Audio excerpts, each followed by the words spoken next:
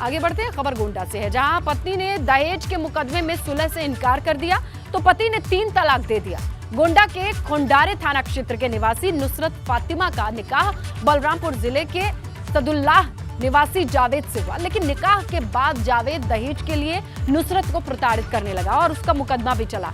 मामला कोर्ट में सुलह के लिए आया, लेकिन जब नुसरत सुलह के लिए तैयार नहीं हुई तो जावेद कोर्ट परिसर के बाहर ही पत्नी नुसरत को 3 तलाक बोल करके चला गया। पीड़ित महिला ने इंसाफ के लिए एसपी के यहाँ गुहार लगाई है। महिला थाने में आरोपी पति के खिलाफ मामला भी दर्ज कराया है, लेकिन तमाम नियम कानून के बाद भी देखिए कोर्ट के बाहर ही 3 तलाक का ये वाकया सामने आया है गोंडा से। मेरी शादी 11/11/2020 में हुई थी और मुझे दहेज के लिए बहुत परेशान किया जा रहा था, इसलिए मैंने मतलब एप्लीकेशन डाला था, उससे मुकदमा चल रहा है। इसी बीच मेरे हस्बैंड आए और मेरी सास आई और 3 बार मतलब उसने कहा पहले सुलह करो। मैंने कहा मैं सुलह नहीं करूंगी, तो उसने अपने बेटे से कहा इसको तलाक दे दो। उसने 3 बार तलाक दिया और उसके बाद में चले गए। समझौते के लिए विपक्षी लोग दबाव डाल रहे थे, जब वो अपनी शर्तों पर नहीं राजी हुई तो उसके द्वारा ये बताया गया है कि कोर्ट परिषद से बाहर आकर के उन्होंने उसको 3 तलाक कह करके जो है कहा कि अब जो करना है कर लो जा करके। तो उसकी तहरीर पर महिला थाने में धारा 506 और मुस्लिम महिला विवाहों से अधिकार संरक्षण अधिनियम 2019 की धारा 3 और 4 तलाक अधिनियम की धारा 3 और 4 है, इस पर अभियोग पंजीकृत किया गया है और इसमें जो है साक्ष्य संकलन कर अग्रिम विधिक कार्रवाई की जा रही है।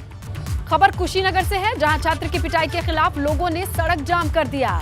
नाराज लोगों ने हाटा के अहिरौली जाने वाले सड़क पर पिपराचा के पास जाम किया है। आपको बताएं कि महर्षि इंटरमीडिएट कॉलेज पिपराचा में एक छात्र की पिटाई का वीडियो सोशल मीडिया पर वायरल हुआ था। पिटाई का आरोप कॉलेज के शिक्षक पे ही लगा था। छात्र के साथ इसी बेरहमी के खिलाफ पीड़ित छात्र के परिजन और सैकड़ों लोगों ने सड़क जाम कर दिया है। आरोपियों के खिलाफ कार्रवाई की इनकी मांग है और देखिए किस तरीके से ये वीडियो सामने आया।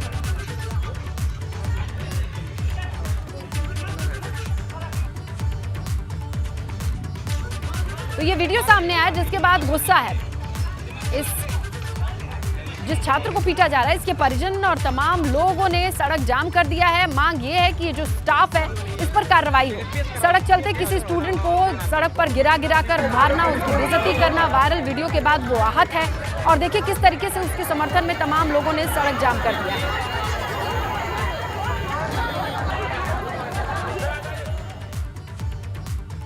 और सहारनपुर से खबर, जहां चोरों के हौसले इस कदर बुलंद हो चुके हैं कि वो पुलिस चौकी के आसपास के दुकानों में भी चोरी करते दिखाई दे रहे हैं। बेखौफ है ये चोर। इनकी तस्वीरें आई हैं नकुर थाना के फंदपुरी चौकी से महज 100 मीटर की दूरी पर दुकानों के शटर को तोड़ने की कोशिश की। 4 नकाबपोश चोरों ने इससे पहले गैस एजेंसी में चोरी की कोशिश की। 2 तालों को तोड़ दिया, जिसमें 2 में से 1 तालों को तोड़ने में कामयाब रहे, दूसरा ताला वो नहीं तोड़ सके। इसके बाद चोरों ने बगल की एक और दुकान में चोरी की कोशिश की, यहाँ भी सफलता हाथ नहीं लगी। सीसीटीवी फुटेज सामने है, लेकिन सवाल यह है कि चौकी के चंद कदम दूरी पर ही चोरों को चोरी करने के लिए ये जगह मुफीद क्यों लगी? रात के वक्त गश्त की बात कही जाती है, चौकी के पास ही गश्त नहीं है तो फिर कहाँ गश्त है, कहाँ सिक्योरिटी है? ये बड़ा सवाल है। इसे कहेंगे नाक के नीचे लापरवाही। सहारनपुर से तस्वीरें आई।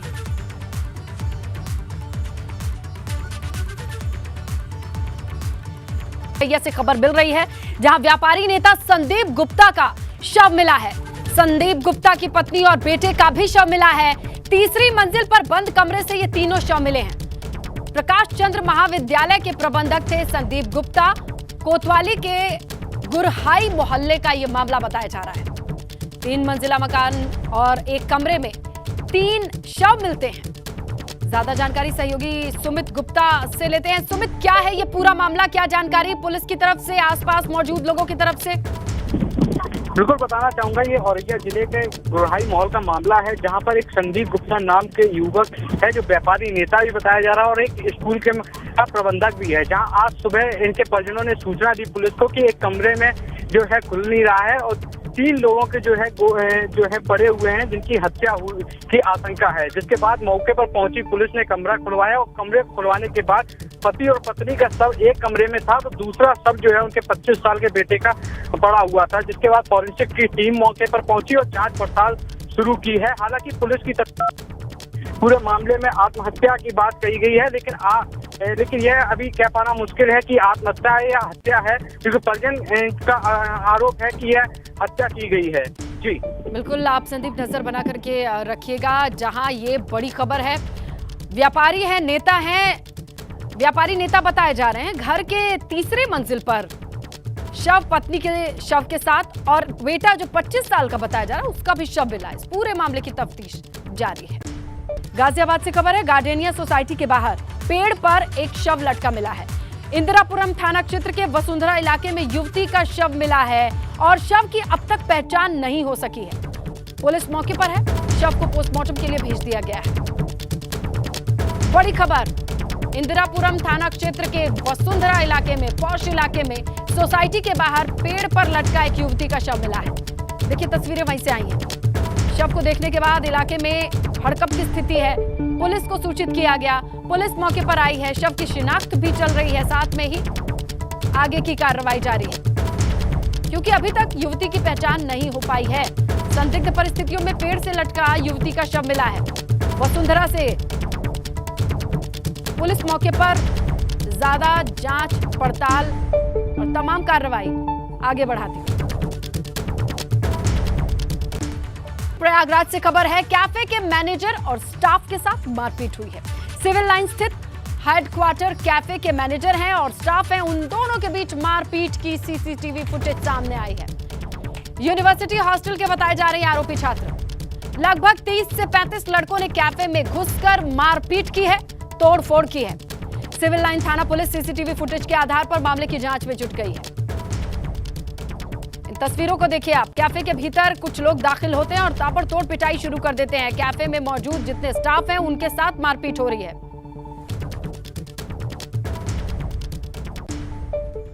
आगे बढ़ते हैं, खबर श्रावस्ती से, जहां पेट्रोल को बोतल में पेट्रोल नहीं देने पर दबंगों ने नोजल मैन पर जानलेवा हमला कर दिया। वारदात थाना मल्हीपुर के महरू मूर्तिया के पेट्रोल पंप की है, जहां अशरफ नाम का एक शख्स बोतल में पेट्रोल लेने के लिए आया था। नोजल मैन ने पेट्रोल देने से मना किया, क्योंकि ये नियम के खिलाफ है, किसी को भी बोतल में पेट्रोल नहीं दिया जा सकता। इसी बीच अशरफ और नोजल मैन के बीच विवाद होने लगा। अशरफ ने कुछ दबंगों को पेट्रोल पंप पर इकट्ठा कर लिया और नोजल मैन पर लाठी डंडों से हमला कर दिया। वारदात को अंजाम देने के बाद मौके से ये दबंग फरार भी हो गए, लेकिन सीसीटीवी फुटेज सामने है किस तरीके से ये शख्स बुरी तरीके से घायल है, और ये नियम कानून के तहत अपना काम कर रहा था, जो कहता है कि किसी को भी बोतल में पेट्रोल नहीं दिया जा सकता, उस पर दबाव बनाया जाता है। और देखिए ये पूरा विवाद और मारपीट की तस्वीरें। आइए अब बात करेंगे नोएडा के ट्विन टावर की, जिसके धमाके का काउंटडाउन शुरू है। नोएडा प्राधिकरण की सीईओ ऋतु माहेश्वरी टावर पहुंची, ये बड़ी खबर मिल रही है। अधिकारियों के साथ सीईओ ऋतु माहेश्वरी की बैठक की खबर है। बैठक के बाद ब्लास्ट कराने वाली कंपनी को एनओसी मिलेगी। 28 अगस्त दोपहर 2 बजे सबसे बड़ा धमाका किया जाएगा। उससे पहले देखिए सरगर्मी तेज है। ऋतु माहेश्वरी की बैठक चल रही है, तमाम महकमों के ऑफिसर मौजूद हैं, क्योंकि सबके समन्वय के साथ ही ये ब्लास्ट संभव हो पाएगा। ऐसे में ऋतु माहेश्वरी ट्विन टावर पहुंच चुकी हैं, अधिकारियों के साथ उनकी बैठक है। इस बैठक के बाद ही एनओसी पर बातचीत हो सकती है, सहमति बन सकती है, और तब जाकर के 28 अगस्त दोपहर 2 बजे सबसे बड़ा धमाका किया जाएगा। 32 मंजिला और 29 मंजिला जो ट्विन टावर हैं, इन्हें जमींदोज किया जाएगा, जिसका काउंटडाउन शुरू है। सुबह से ही हमारी नजर बनी हुई है, हलचल किस तरीके से तेज है हम आपको बताएं। अभी ताजा जानकारी ये है, ऋतु माहेश्वरी के साथ तमाम लोग भी मौजूद हैं। फिलहाल कंपनी के मैनेजर के साथ उनकी बैठक चल रही है, जिसे ये काम दिया गया है ट्विन टावर को गिराने का, जमींदोज करने का, और उन्हें जब एनओसी मिल जाएगी तभी वो 28 तारीख को 2 बजे इस टावर को ध्वस्त कर पाएंगे। इसी मद्देनजर ऋतु माहेश्वरी के साथ एक बड़ी बैठक चल रही है एनओसी को लेकर के, किस तरीके से मलबा गिरने के बाद साफ किया जाएगा, कैसे एक, ये देखिए पहले हम आपको तस्वीरों को दिखाएं। ऋतु माहेश्वरी दिखाई दे रही हैं आपको, इस पूरे मौके पर वो पहुंच चुकी हैं। उनकी बैठक होनी है उस कंपनी के साथ जो ये ट्विन टावर ध्वस्त करेगी, डिमोलिश करेगी, जिसके कंधों पर ये बड़ी जिम्मेदारी है। और देखिए वो क्या कहती हैं, इस पर भी निगाहें रहेंगी। सवाल पूछा जा रहा है, मैडम नहीं हो पाएगा,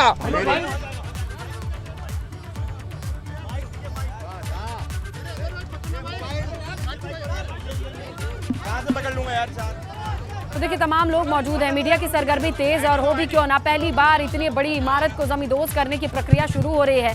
जनता के बीच में जिज्ञासा है, जनता के ही सवाल को पूछने का काम मीडिया कर रही है। देखना ये होगा कि ऋतु माहेश्वरी क्या कहती है, सहमति बनी है या नहीं।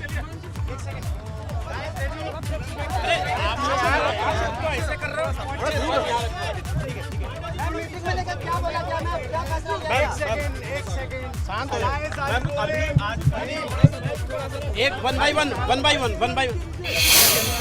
अरे एक पूछो मैडम ये बताइए आज बैठ अरे रुक जाओ यार भाई, ऐसा हो जाएगा क्या? ओके ये ब्रीफ कर दीजिए आज आप क्या अपडेट दिया है।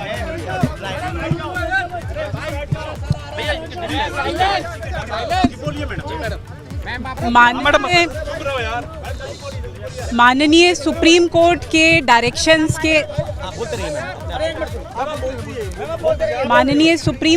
डायरेक्शंस के अनुसार नोएडा में सेक्टर 93A में सुपरटेक एमरल्ड टावर्स में 2 ट्विन टावर्स का डिमोलिशन का ऑर्डर सर्वोच्च न्यायालय ने दिया था।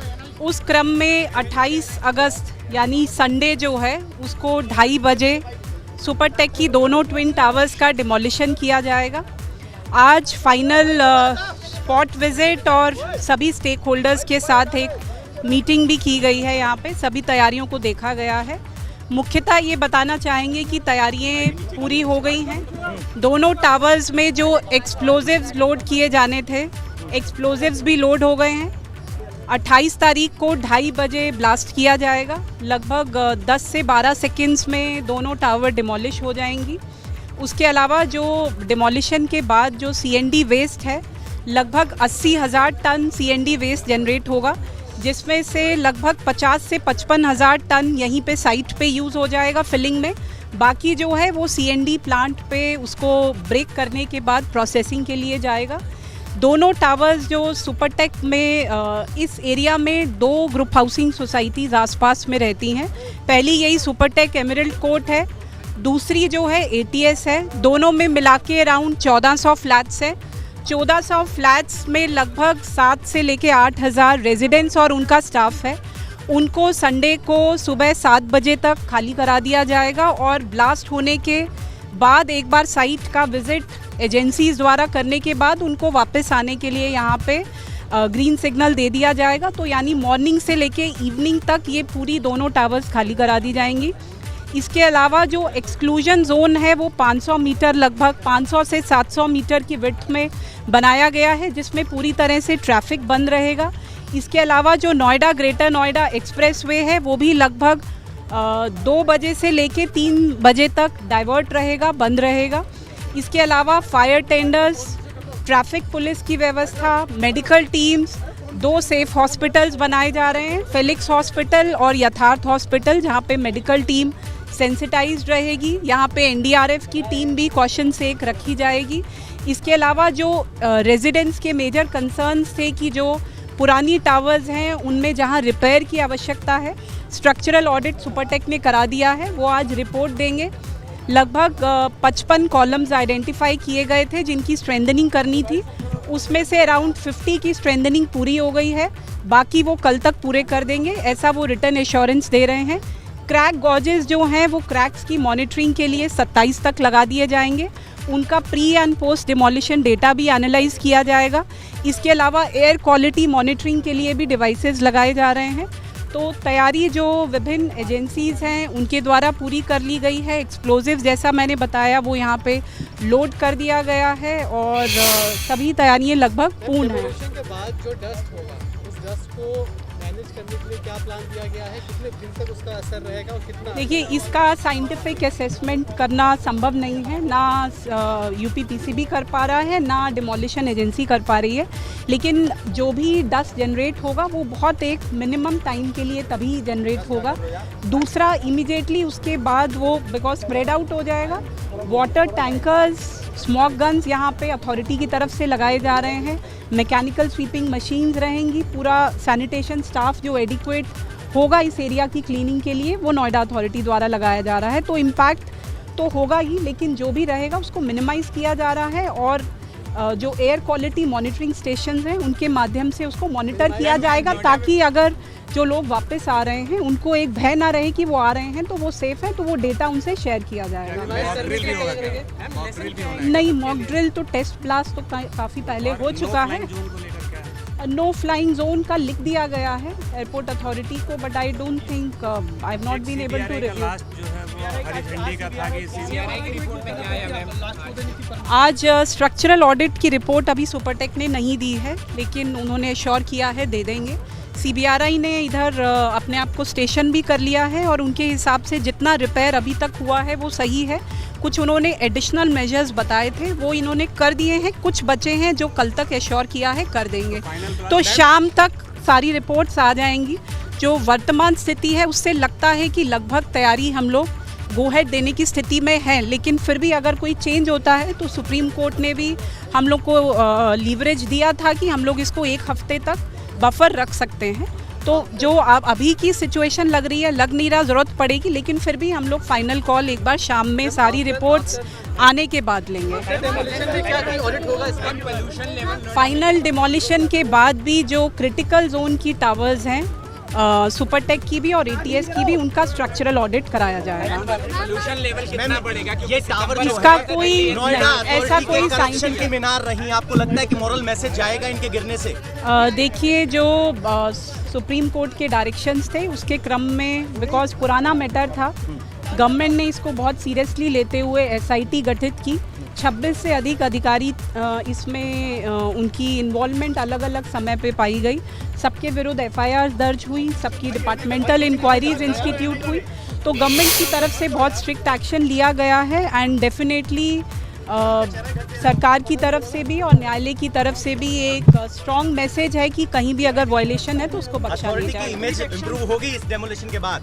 देखिए, इमेज आप ही लोग बढ़ाते हैं और आप ही लोग उसको कम भी करते हैं, लेकिन डेफिनेटली इस गवर्नमेंट में और नोएडा अथॉरिटी द्वारा लगातार ये प्रयास किया जा रहा है कि ट्रांसपेरेंटली और अकाउंटेबिलिटी के साथ काम किया जाए और जो भी इनिशिएटिव्स लिए जाएं, जो काम कराए जाएं, वो लार्जर पब्लिक इंटरेस्ट में कराए जाएं, जिससे सबको बेनिफिट।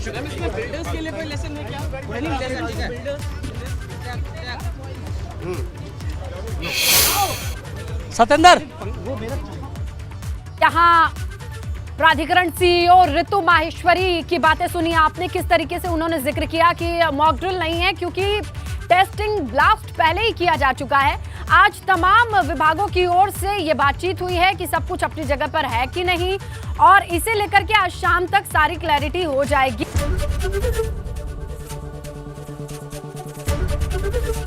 ABP गंगा, खबर आपकी, जुबान आपकी।